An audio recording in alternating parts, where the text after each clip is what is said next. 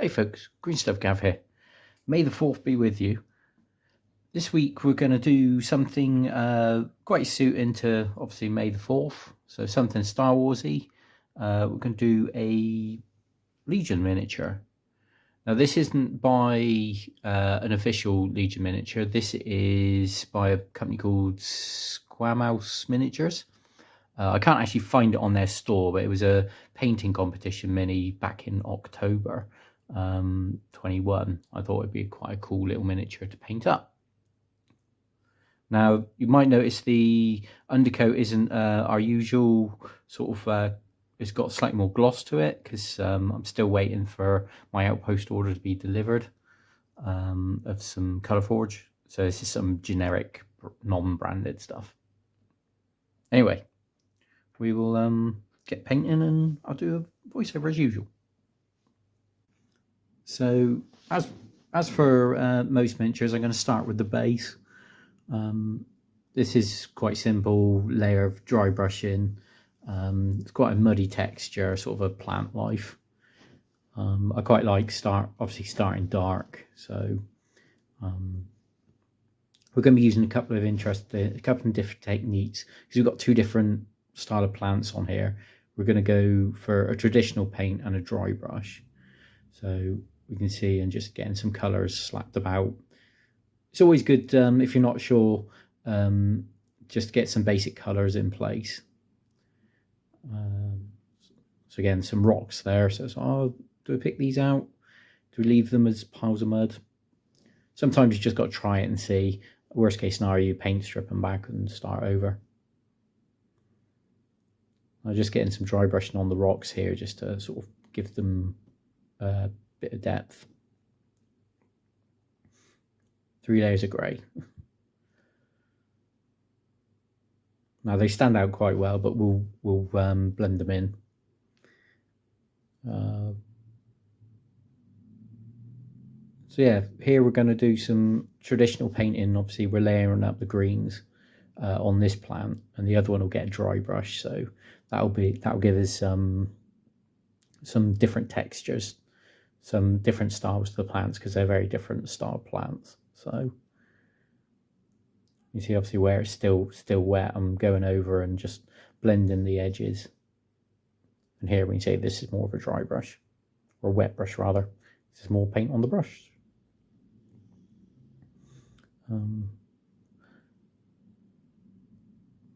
Once you clean the brush and then just go in and just some slight highlighting. Again, it's possible to go like really over the top with bases, and then they detract from the miniature. So by sort of keeping them quite understated, quite straightforward, helps obviously give some life to the character, but also doesn't detract. So again, some dry brushing. Then we got the ever useful Rakarth Fresh, and this is a dry brush, and this is going to go over everything, all the muds, all the stonework. So this will help tie the colours together, just to sort of keep them look a bit more natural. Anyway, on to the interesting bit, the Twi'Lek. Now, Twi'Lek have got usually got sort of bright or pastel colour skins, so sort of like your greens, your blues, your reds. So I thought we'd go for sort of like brownish colours, as well as I don't actually play Legion, so I don't know if the Rebels have got any specific colour schemes in mind, but I seem to recall like a lot of sort of drab colours. So we're picking the trousers out in one brown. Think about going for orange for a shirt for her jacket, but that would contrast too much with the skin tone, so we're going to go for a darker brown. This is obviously straightforward. Is just picking out all the colours, all the coats in this dark brown. Yeah, add a touch of black and pick out all like her backpacks and pouches, so that'll be an even darker brown.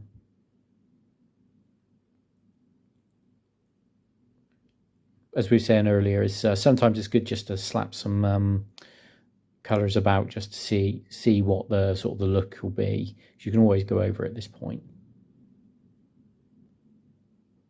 Obviously we're using acrylic paint, so we're going for the same colour, the same difficult brown right over the top of the previous layer, because it's quite translucent. That'll give us some depth. We can sort of see some shade.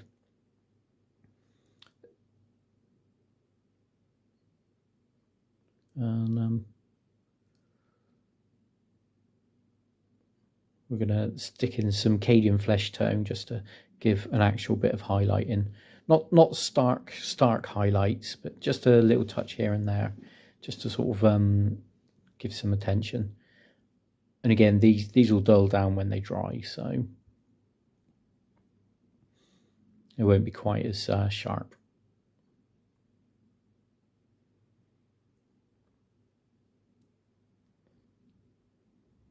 But yeah, the sort of I was tempted with a much lighter tan colour for the trousers, but I think they would have been too light. So, and we're going to follow the same process, mixing our two browns together to do the jacket. Again, we're going to pick out all the details. We're just going to leave the very depth of the shadow, shadowed parts. So you know, that will give us where the light naturally falls. It's very different from obviously your dry brush, which just picks out the edges, or edge highlight, which is just on the extremes. You see, while we still got the paint wet on the palette, we're mixing in the next sort of some more of the lighter brown. So there's quite a nice sort of blend there. We're blending on the palette and then blending on the miniature because the paints are still wet. And then just a touch more. So we can see the jacket still turned out darker than the actual trousers. But the colours are quite similar.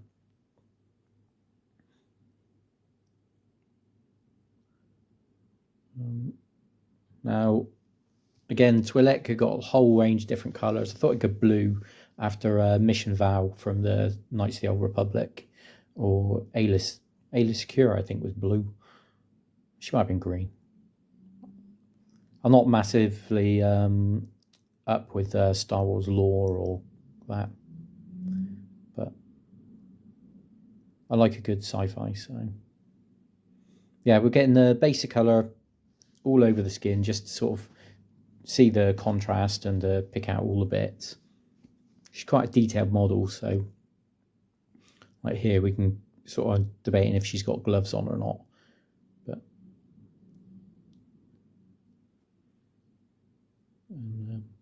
while I wait for that to dry, we're just going to tidy up some of the jacket.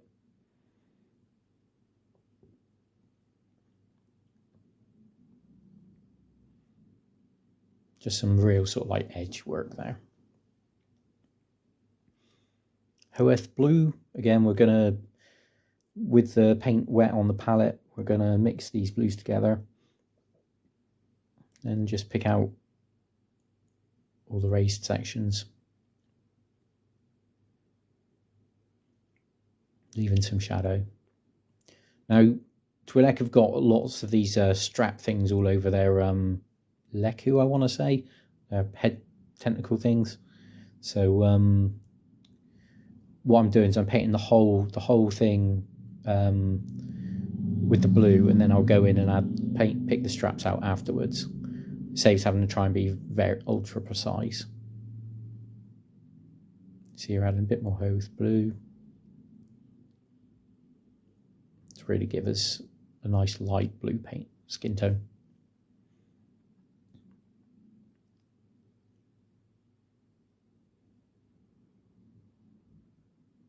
Making sure we get all the sort of the highlighted bits.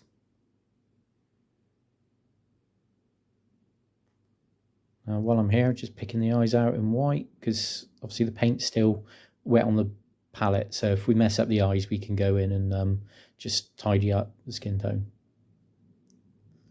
Now I tried dabbing on a sort of a speckled effect here, but it's far too subtle, so you can't really see it. Now we'll pick out all the straps and all the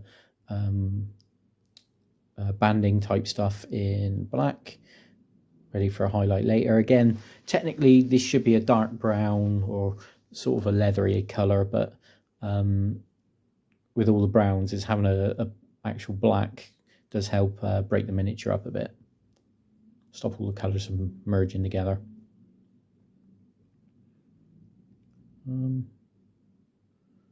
It's just obviously being careful not to go over any of the bits that we've already painted.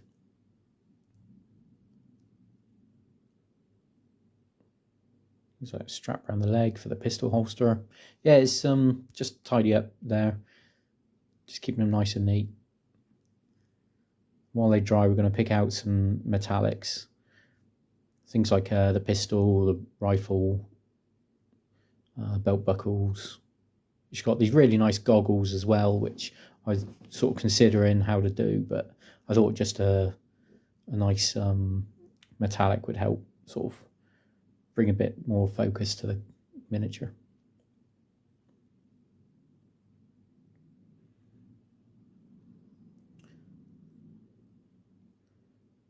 As we said earlier, so all of the straps, all of the pouches, they'll get a highlight with a dark brown dryad bark, I think it is, just to really sort of break it up, because if you just leave them black, they just look like, oh, you haven't painted them, whereas by making them black with a highlight helps.